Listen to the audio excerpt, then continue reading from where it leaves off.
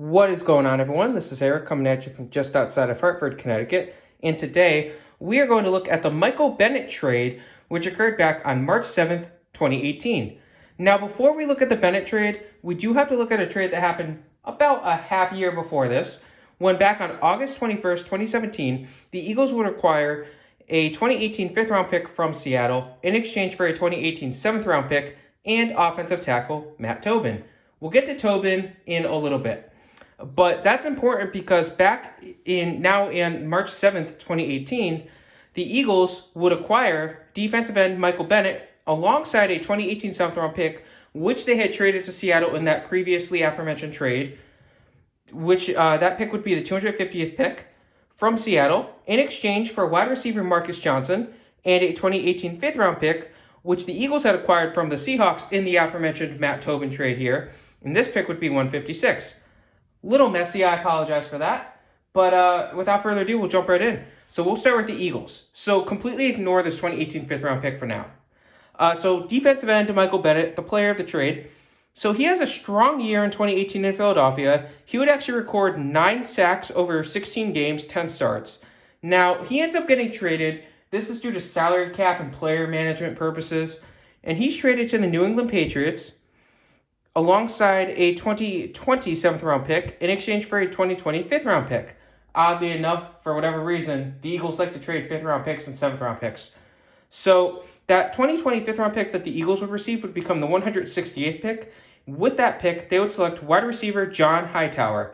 So Hightower is a bit of a speedy receiver, but for the purposes of this video, as of right now, he really hasn't done much for the Eagles. He only recorded a handful of receptions, 10 catches as a rookie. We'll have to see what happens with him. Now, that 2018 seventh-round pick that they had gotten from Seattle, which Seattle had gotten from Philly beforehand, would become the 250th pick, and that pick would be traded to New England. I'm noticing a theme here with the Eagles.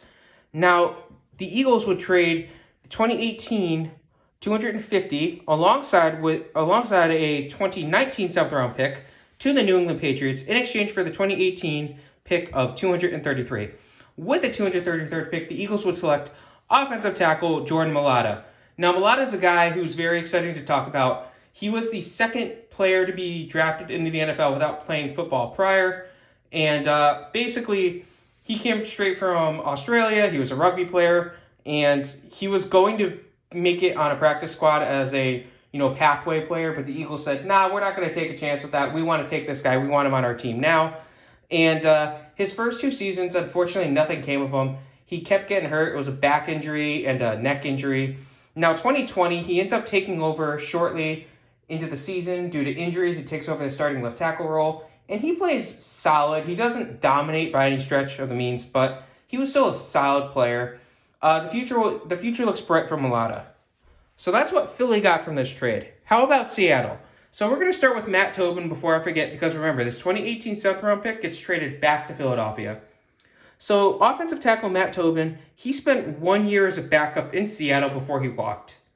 Now, wide receiver Marcus Johnson, he doesn't do anything for Seattle. He was not going to make the team, so they end up trading him to the Indianapolis Colts in exchange for tight end Darrell Daniels. Now, obviously, Frank Reich had taken over the Colts head coach job. Marcus Johnson had worked for him in Philadelphia, so it made sense. So how did Darrell Daniels do in Seattle? Darrell Daniels, he had a minimum role over a half season before he got cut by the Seahawks. So next we have that 2018 fifth-round pick. Now that pick would be 156, and that pick would be traded to the Denver Broncos. And that pick would be traded alongside the 226th pick in 2018 in exchange for the 149th pick.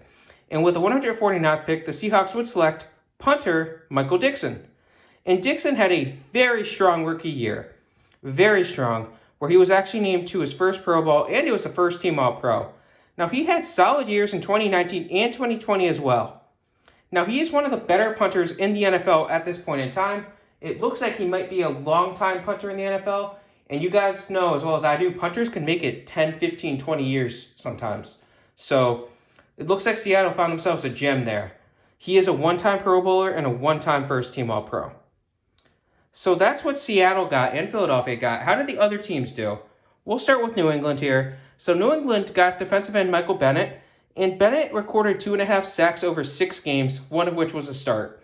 Now, he ends up getting suspended for a game, and we don't know why. He just said it was something detrimental to the team. He got in an argument with the position coach, he said. So, who really knows? But he gets immediately traded after that, after he's reinstated from the suspension. We're not going to talk about that trade. Now, that 2020 7th round pick that they got would become the 235th pick. It would also be traded. We're not going to discuss that either. Now, the Patriots were involved in a second trade here. Now, that 2018 250th overall selection would be used on tight end Ryan Izzo. And Ryan Izzo, he missed his rookie year with an injury. And then he served the past 2 years, 19 and 20, as a starting tight end. But he was not a big part of the offensive game plan. He was just kind of there, good at blocking, but he didn't really get involved in pass catching. And he was actually traded this recent offseason, shortly after the new year began. He was traded to the Houston Texans for some 7th round pick. And I only mentioned that because right when that news was announced, a coworker of mine said, wow, that's like trading a bag of dirt for a bag of chips. Bunch of nothing. So, next we have the Indianapolis Colts, and they got wide receiver Marcus Johnson. So, Marcus Johnson bounced on and off the Colts for 3 years, on the practice squad, off the practice squad. And he recorded 37 catches over the 3 years, and he was recently cut. Lastly, we have the Denver Broncos, and the Broncos got 2 picks in 2018. With the 156th pick, they would select tight end Troy Fugamali. And Fugamali himself, he missed all of his rookie year with an injury, and then he served 2019 as a blocking tight end, didn't do much in the offensive game plan, and then he got cut. With the 226th pick, they would select a running back, David Williams, and David Williams spent 1 month on the practice squad before he was poached. So, yeah, not much for Denver, unfortunately. That was the Michael Bennett trade. I hope you guys enjoyed this. Have a good rest of your day.